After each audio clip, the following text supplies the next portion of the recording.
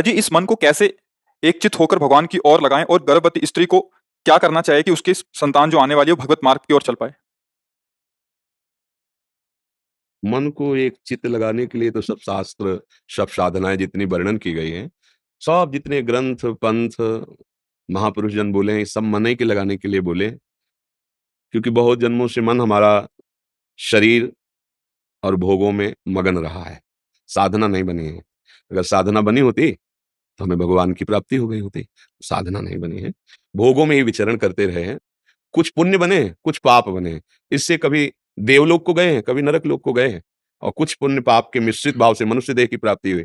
इसका मतलब मन को हम निर्मल कर पाएँ ऐसा अवसर हमें नहीं मिला, ना हम ऐसे अवसर में मन को प्रभु में लगा पाए। जैसे मनुष्य जीवन मिला और विषय भोगों में तो हम अवसर को खो दिए ना। अब अवसर मिला है, सत्संग सुनने के बाद मुझे लगा कि मन को विषयों से हटा के प्रभु में लगाने से ही परम मंगल, परम लाभ प्राप्त होता है। अब जब हम मन को विषयों से हटाने की सोचते हैं, तो बलवान मन बार-बार उन्हीं विषयों की तरफ ले जाता है। बार-बार विषयों की तरफ जाना इसे विक्षेप कहते हैं, चंचलता कहते हैं। अब हम चाहते हैं कि हमारा मन चंचलता छोड़कर प्रभु में लगे, तो अभ्यास योग युक्तेन चेतसा नान्यगाम्ना। अब अभ्यास करना पड़ेगा।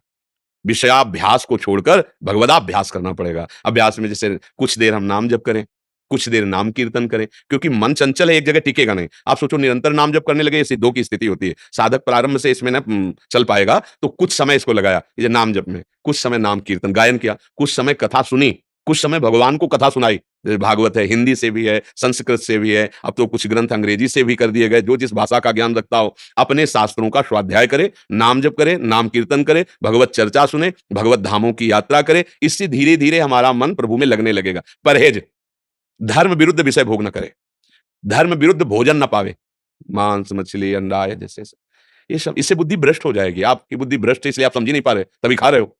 आपको प्रिय लग रहा है, इसका मतलब बुद्धि गिर चुकी, भ्रष्ट का मतलब होता है गिर चुकी है, वो अपनी स्थिति से गिर चुकी है। हम ऐसा पेय पदार्थ न पिएं जो हमारी मन की वृत्ति को दूषित करे। ऐसे लोगों का संग न करें जो हमारे मन पर प्रभाव डालकर फिर विषयी बना दे, जिसको हम भगवत मार्ग में भोजन शुद्ध, जल शुद्ध, संग शुद्ध, हमारे आचरण शुद्ध और अभ्यास भगवत भजन का, तो धीरे-धीरे काफ़ी समय बाद मन लगने लगेगा। तुरंत वाली बातें नहीं है ये। बहुत अभ्यास, दीर्घकाल निरंतर सत्कार सेवितो दृढ़, बहुत काल तक निरंतर ऐसा अभ्यास करें तो मन प्रभु में लग जाता है। अब हमारी बात रही कि हमारा गर्भ कैसे पवित्र संस्कारों वाला हो, उसके ऊपर कैसे प्रभाव पड़े। तो जैसे हमने प्रहलाद जी के जीवन चरित्र को जब सुना और पढ़ा, तो ये प्राप्त हुआ कि गर्भ में ही प्रहलाद जी थे। कयाधु जी को नारद जी अपने आश्रम में ले गए और वहां रोज भगवत चर्चा सुनाते और पवित्र आश्रम में रहती पवित्र भाव से, तो वो सारी पवित्रता उस गर्भस्थ बालक के ऊपर प्रभाव पड़ा और गर्भ से ही वो महान भागवत रूप में प्रकट हुए। गर्भ में ही अर्जुन जी ने जब अभिमन्यु जी को चक्रव्यूह तोड़ने की सुना, अभिमन्यु की मां को रहे थे, लेकिन गर्भस्थ शिशु के ऊपर प्रभाव पड़ रहा था। आखिरी व्यूह रचना के तोड़ने में वो सो गई, तो श्रवणेंद्री, मां की श्रवणेंद्री से बालक पर जा रहा था प्रभाव, वो बंद हो गया। आखिरी नहीं तोड़ने की बात समझ पाए। इन दो उदाहरणों से हमें यह समझना चाहिए कि हमारे गर्भस्थ शिशु पर हमारे भोजन का, हमारे वार्तालाप का, श्रवण का, देखने का, व्यवहार का प्रभाव पड़ रहा है। जैसे गर्भस्थ शिशु है, गर्भ में आ गया है, फिर आप गृहस्थ धर्म में सहवास करेंगे, वो प्रभाव पड़ेगा उसके ऊपर, उसके अंगों पर प्रभाव पड़ेगा, उसकी मानसिकता पर प्रभाव पड़ेगा। आप शासन विहीन जीवन व्यतीत कर रहे हैं इंद्रियों का, तो आपके जो बच्चा है वो शासन विहीन पैदा होगा, क्योंकि आपके संस्कार पड़ रहे हैं ना उसमें। आप इधर-उधर की वस्तुएं चाट-चूट की खा रहे हैं, इधर-उधर, तो वही संस्कार उसके पड़ रहे हैं। सात्विक भोजन, संयम, गर्भ आ गया, अब नहीं।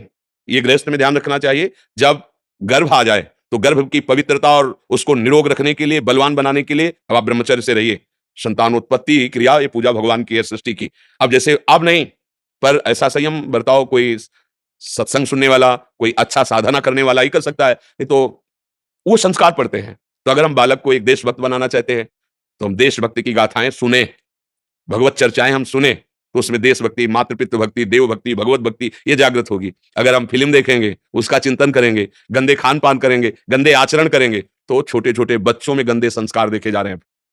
क्यों? क्योंकि तुमने ही संयम नहीं धारण किया, तो जो संस्कार तुमने डाले वही संस्कार बाहर प्रकट होकर के उसको अपना अधिकार।